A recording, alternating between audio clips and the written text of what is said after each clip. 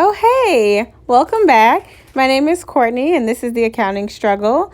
Today, I'm going to be going over some variance analysis. This topic was heavily requested, and by heavily, I mean one person asked me to cover it. So I just thought I would give a breakdown, something that was a little bit more straightforward on how I approach variance analysis. This is heavily tested on the BEC CPA exam.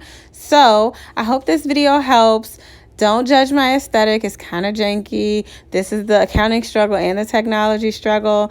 But I hope this video helps. Please let me know in the comments if you would like to see more like this. Thank you.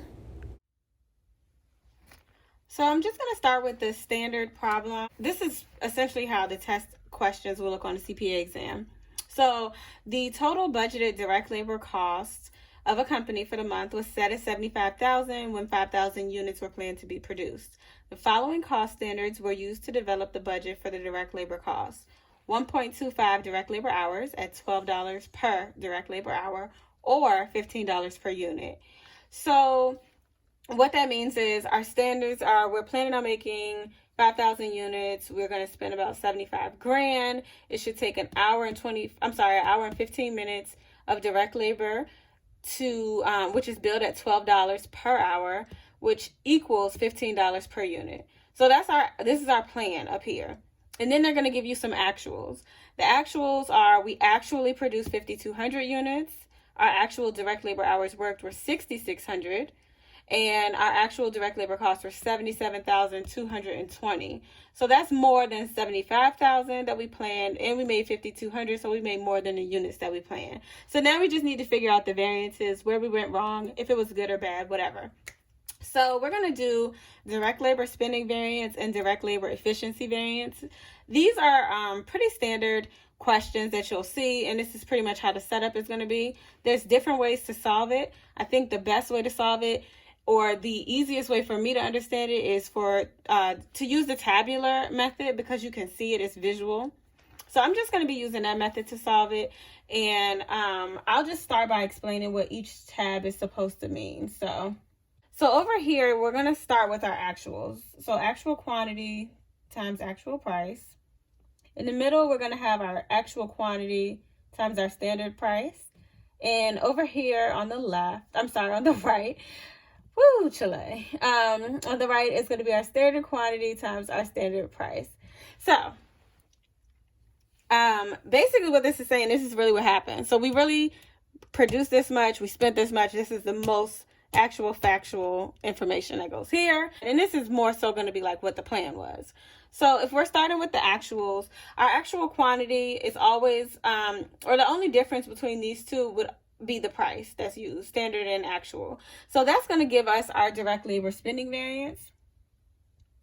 If you're having a hard time remembering how to set this up, just remember your variance that's related to money is going to go here. Your variance that's related to quantity is going to go here.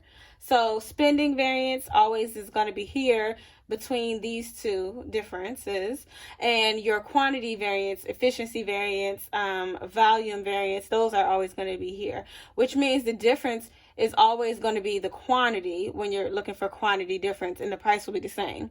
But over here, when you're looking for a spending variance, your spending is going to be different, but your quantity is going to be the same. So that's just something to think about. So we can start by putting in our actual quantity, which we don't really need to do the math of solving actual quantity times actual price because it tells us here our actual costs were $77,220. So we can just go ahead and put that because time is money. When you're taking this exam, you don't have forever. In fact, you have almost no time. So go ahead and give the information that's given, take advantage of that. But if you need to break this down further, you can.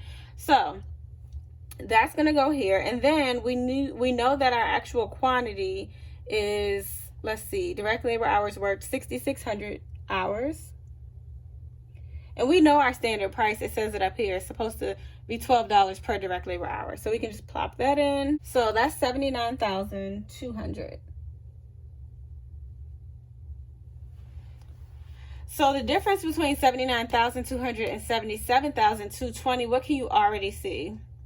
You can already see that they spent less than what was planned because this is the most actual thing that happened. So $77,220 is less.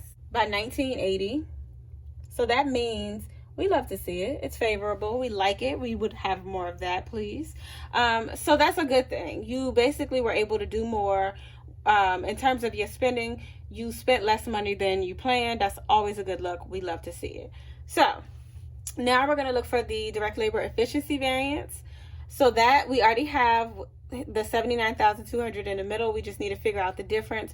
Like I just said, the difference always is going to be in the quantity. The difference is in the quantity. We're doing standard quantity against this actual quantity, but our price is the same. So we can go ahead and plop $12 in there because we already know that that's what's, you know, expected. But let's just pull over real quick.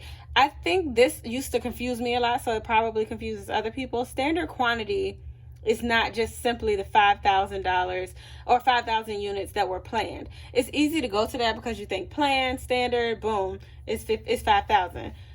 No, ma'am, it's not actually. So standard quantity equals our actual production times our standard rate. It's really hard to write at this angle. So our actual production, we know that we actually made 5,200 units. And our standard rate is, it should have taken us 1 hour and 15 minutes of direct labor hour. Of direct labor hour to do that. So we're going to multiply that. That's our standard rate of 1.25.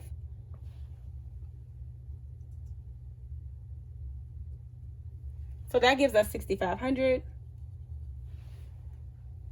So we're going to plop that in up here and then multiply it by 12, which is going to give us 78,000.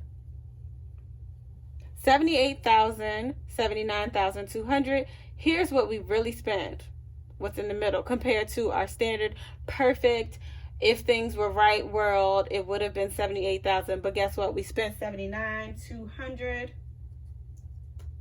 And we hate to see it. It's $1,200 too much. Y'all made more than, you know, we told you could make. You out here working overtime, making extra units. Did nobody ask you to do that? It's a problem. It's unfavorable. We don't like it. So guys, that's just how I go about solving variance analysis problems. That's what makes sense to me. I'm very visual. If you're struggling with another method, give this one a try, see how it works out. I hope you found this to be helpful. If you did, leave it a thumbs up, like, comment, subscribe, and be sure to go to theaccountingstruggle.com so you can stay up to date on all the latest content.